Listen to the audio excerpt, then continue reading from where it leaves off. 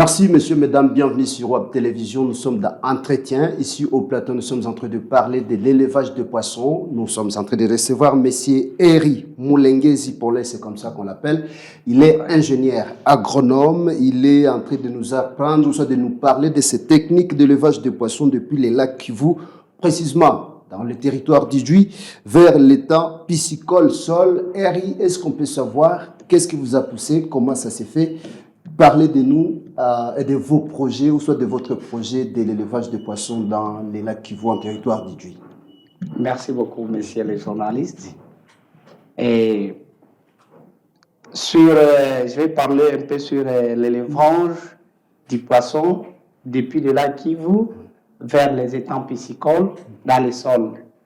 Et pour moi, j'ai conçu l'idée sur est-ce que c'est seulement dans les lacs où les poissons peuvent avoir évolué. Et là, depuis à un certain âge, j'ai compris qu'il fallait faire l'étude comment je peux les enlever même à la maison, à sorte que même ceux-là qui sont à distance, ceux-là qui sont à plus de 2 km du lac, peuvent aussi avoir des poissons chez lui à temps et au moment où il veut. À ce point-là, les poissons, pour réussir 190% de la réussite du poisson, de l'élevage, c'est de l'eau. De l'eau.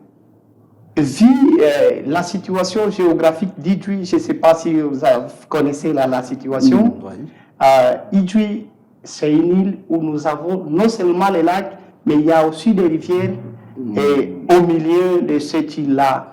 Alors, j'ai compris, j'ai essayé avec un étang piscicole de 6 mètres sur 3 où j'ai creusé. Et là, je suis parti capturer des petits poissons au lac Kivu, les rivières. Je les ai amenés au moins à 5 km du lac, vers là où je suis en train de faire l'élevage de ces poissons. Après 3 mois comme ça, moi j'avais constaté que ça ne devrait pas, j'avais constaté qu'il y a eu mort de ces poissons, mais c'est après 3 mois que j'ai commencé à constater l'évolution de ces poissons-là. Et qu'à la 4e mois, je suis parti là-bas. J'ai récolté des poissons. Bien que ce n'était pas encore gros. Mais c'était de plus ou moins combien de kilos? Non, je n'ai pas pesé, mais c'était un demi-basset. Okay. C'était au basset, parce que je n'utilise pas de kilos. À une surprise, je me suis dit, ah ok, comme ça devient comme ça, donc tout le monde peut avoir accès facilement aux poissons chez lui. Et là, j'ai continuer à voir s'il y a quelque chose qui peut encore. À la 6e mois, je suis encore retourné là, j'ai trouvé qu'il y avait même des gros poissons, des petits poissons qu'on appelle des alevins, que je ne saurais pas imaginer. C'était en abondance. Et là, l'idée me revient où je disais que non, parce que dans la vie, il faut avoir des rêves. Moi, je suis en train de me dire que d'ici 5 ans, je serai le producteur du poisson à l'Est. Et vu ce qui se passe ici à la frontière, donc les gens savaient que non, c'est seulement à l'étranger où on peut avoir des poissons, mais j'ai compris qu'avec le temps, je vais apprendre à tout le monde chez moi comment les faire, parce que j'ai déjà cette formule. Et c'est depuis quand que vous êtes dans ce projet? C'est un méga projet, vous avez des rêves qu'il faut nécessairement concrétiser. C'est depuis quand, depuis quelle année que vous êtes dans ce projet, que vous avez lancé ce projet, voilà? Je me suis lancé dans ce projet, c'était en 2020, où j'ai commencé à essayer. Mais à l'heure où je te parle, même si on part ensemble, j'aurai des poissons, des beaux poissons chez moi. Donc, pour moi, je dirais que j'ai réussi à le faire. Il faut maintenant étudier quelles sont les stratégies à faire pour élargir, donner cette compétence aussi à certains gens qui n'ont pas non seulement étudié, qui n'ont pas non seulement les moyens, mais grâce à la rivière qu'ils ont là-bas, ils auront aussi ces poissons à tout le moment, à tout le temps. C'est une façon pour vous de pouvoir contribuer à la nourriture, voilà, l'accès facile aux poissons. Oui. Mais je ne sais pas, les difficultés auxquelles vous faites face, parce que c'est un effort personnel ou soit vous avez des appuis de certains partenaires qui sont en train de vous appuyer dans votre projet? Bon, c'est un effort personnel. Et les difficultés auxquelles vous faites Les face? difficultés sont tellement immenses. Vous voyez, chez nous,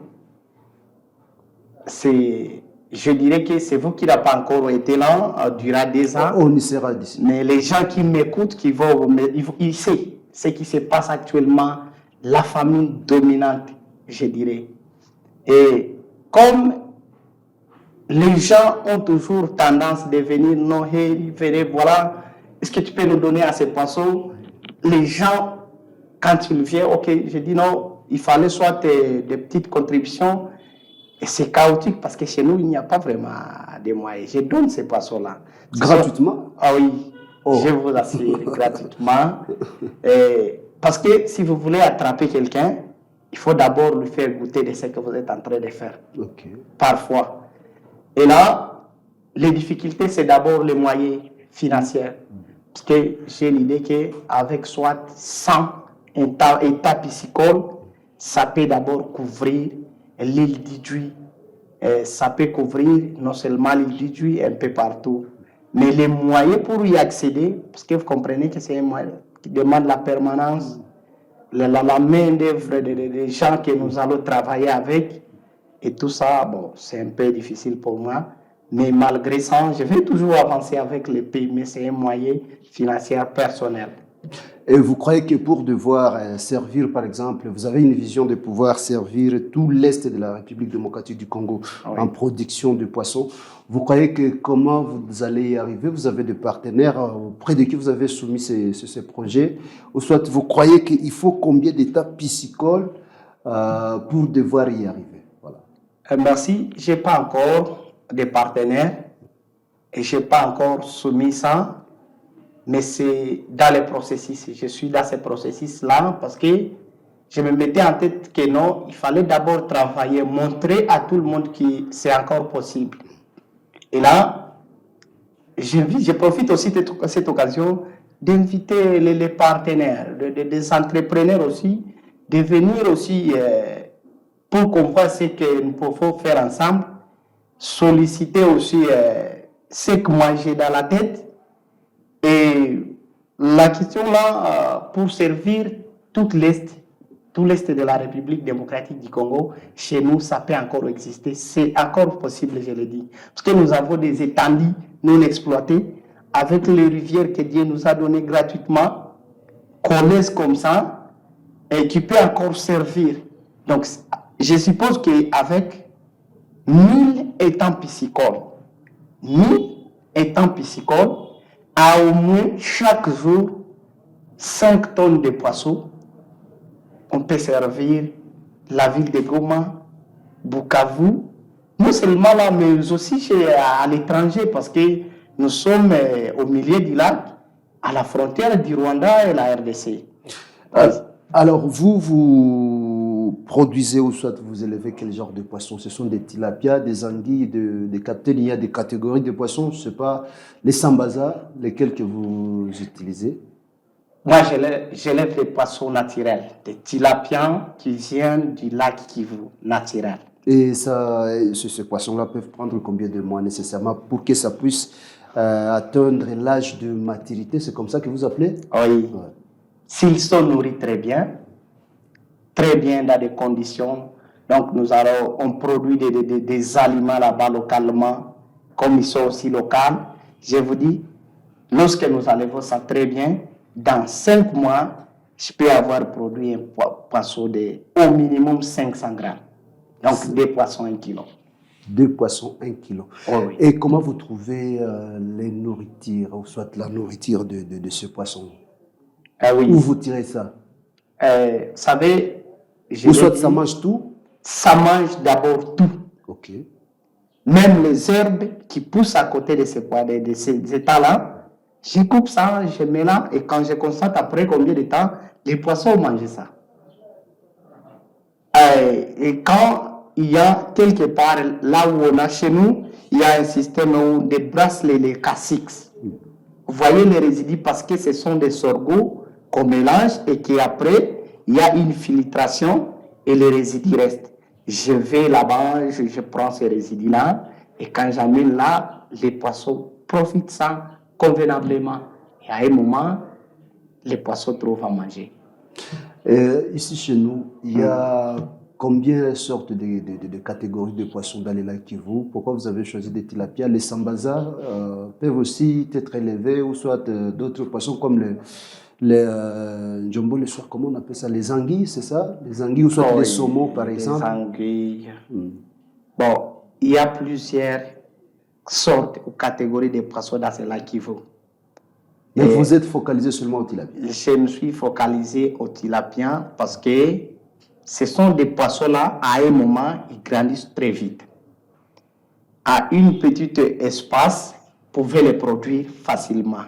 Différent du sambaza. Les sambaza, quand vous touchez ça seulement, ils meurent.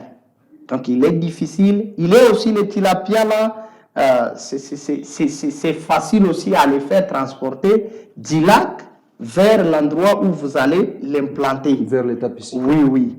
Il y a aussi des sortes qu'on appelle goucho, des petits sambazas qui ne grandissent pas, mais c'est une qualité. Même si vous faites quoi, ça ne peut pas dépasser une dimension de 2 centimètres. Et là aussi, je n'ai pas voulu m'aventurer dans ça, mais j'ai choisi le tilapia grâce au croissement rapide. Et là, ça nourrit plus parce que des poissons seulement, on peut manger ça. Et à défaut, on ne va pas les finir. Oui. Une avant-dernière question, est-ce que le poisson tombe malade? Si ces derniers tombent malades, comment vous parvenez à les soigner? Parce que je vois l'élevage de poulets, des fois ça tombe malade, je ne sais pas, chaque élevage, en fait, il y a des inconvénients, surtout des époux, peuvent tomber malades des fois. Oui, les poissons tombent malades. Et comment vous les soignez? Comme moi, chez moi, je ne l'ai jamais constaté. Ils tombent malades quand il y a eu dedans une sous-forme de guerre, je vais l'appeler. Donc, les poissons, il y a eu soit quelqu'un qui l'a blessé, qui a blessé les poissons-là, et du coup, combien de temps vous allez les voir, il est mort. Et quand vous constatez, vous allez voir qu'il y a une sous-forme d'implé qui a causé cette mort-là.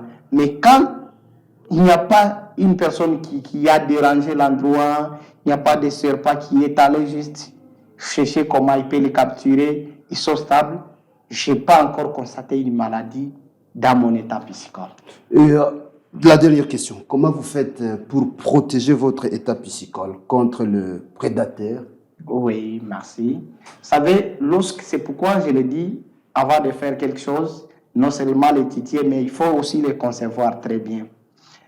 Moi, je protège bien parce qu'il y a plusieurs prédateurs. Oui, il y a les serpents, les éperviers, même crapauds, même les personnes, les chats, oui, tout ça. Oui. Même la personne, parce qu'il vient à tout moment dire comment est-ce qu'on peut capturer ces poissons de héris. Alors, là, il y a la façon dont je crée mes étangs et à 5 mètres, donc 2 mètres avant d'y accéder, il y a une petite sous-forme d'un enclos. J'utilise des moustiquaires zizés pour éviter à sorte que même s'il y a quelque chose qui vient de l'extérieur, ça ne puisse pas tomber dedans. Voilà le processus que j'utilise juste pour éviter tout ça.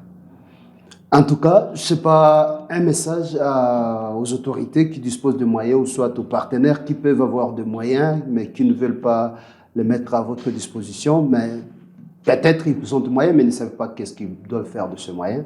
Un message, qu'est-ce que vous leur demandez? Moi, un message, je vais juste les demander une Vous êtes aide. Entrepreneur? Oui. Oui.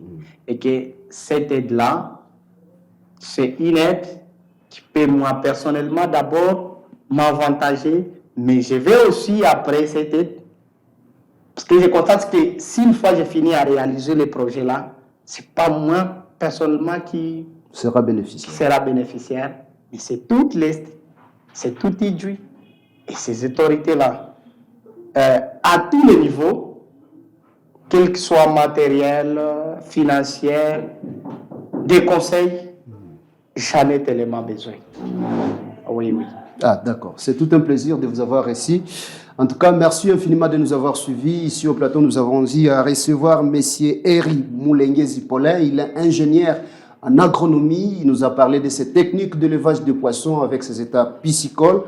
C'est une façon pour lui de l'encourager, c'est un entrepreneur. Vous avez des moyens, vous avez des qualités ou soit de bonne volonté. Vous êtes animé de bonne volonté. Prière le venir en aide pour voir comment est-ce que le projet qu'il est en train de mettre en œuvre, c'est un projet d'intérêt commun. Ça doit servir tout le monde parce qu'il s'agit bien de la nourriture. Et nous croyons que ça va vous intéresser d'une façon ou d'une autre. Vous allez devoir réagir comme toujours. Merci de continuer à aimer, à partager nos vidéos le plus que possible, mais également à vous abonner si vous êtes nouveau. À la prochaine. Merci.